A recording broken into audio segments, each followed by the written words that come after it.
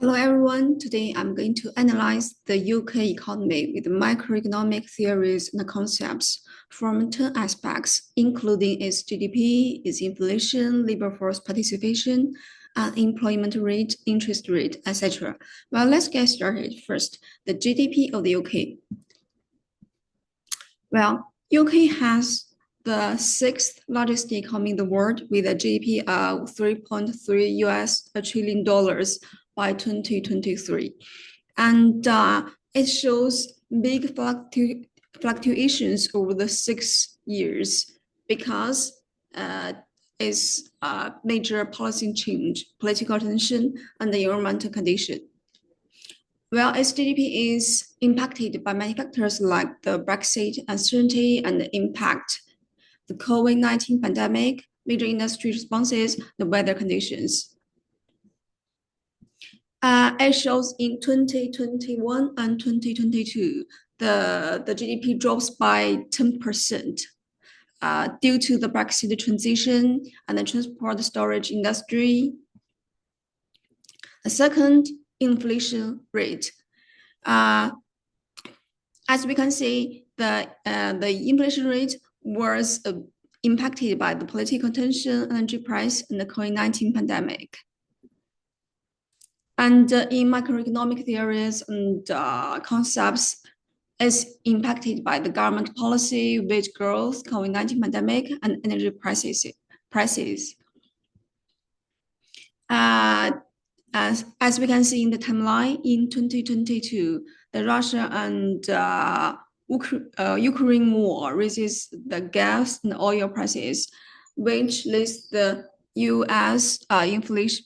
UK inflation rate to rise by 2.5% to 8%.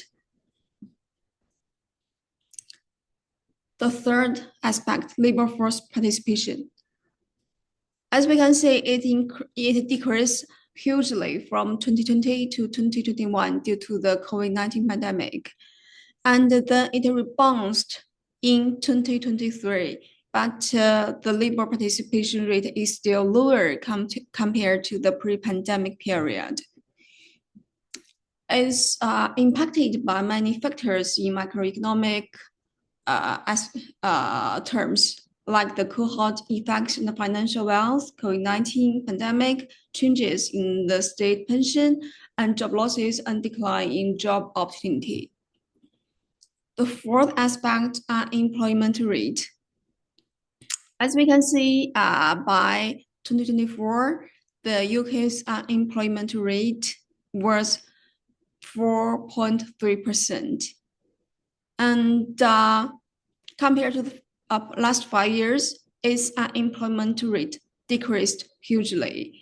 But during the pandemic, this rate increased because we need more people to deal with this situation.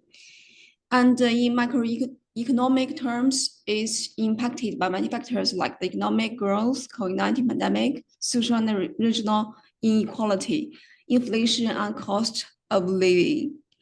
The fifth aspect is labor productivity. Well, what is this term? Well, it measures how efficiently labor produces output per worker. And in macroeconomic terms, is impacted by the Brexit trade rule, COVID-19 pandemic, and lockdown during the pandemic. The sixth part is balance of trade. It shows the difference between, this term shows the difference between the export and import to evaluate the economic health and the stability. If the value is above zero, it shows the trade surplus. Well, if it's below zero, it shows the trade deficit. In macroeconomic terms, is impacted by many factors like the Brexit trade barrier, COVID-19 pandemic, external or variable factors, as well as the trade deficit. The seventh aspect is government deficit and surplus. And given the government action and the economy of the UK, its fiscal position varies greatly between 2028 and 2023.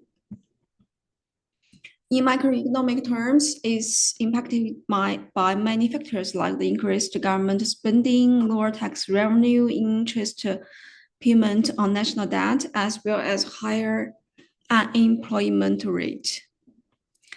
The eighth aspect, money supply, and this money supply fluctuation occurred during this period due to the Bank of England's changing monetary policy. In macroeconomic terms, is impacted by many factors like the inflation rate, gross domestic product or GDP growth, as well as the climate changes. And the next one is interest rate. Well, the UK interest rate remained at a historical low during the first 3 years at 0. Then it rose gradually to 0.5% in 2023, showing the tightening of monetary policy in response to the improved economic condition. And in 2022, the interest rate rose from 0.150% to 0.25% to fight inflation. And in macroeconomic terms, is impacted by the central bank policy, inflation, as well as economic growth. The last aspect is GDP versus USD exchange rate. Well, the pound versus US dollar exchange rate was about 0.75 in 28, showing the British pound was relatively weak to the US dollar due to the Brexit negotiation and global economic conditions. During 2019 and 2020, the exchange rate remained stable at about 0.8, suggesting the relative strength of the two currencies, which didn't change. It remains so stable. Then it rebounded to 0.81 in 2022, and then remained at this level in 2023, suggesting that the pound remains some strength against the US dollar due to the improved local economy and the changes in global economy. And in macroeconomic terms, we can see the exchange rate was impacted by the economic conditions, central bank policy, and the geopolitical events like the Brexit negotiation. That's all. Thank you.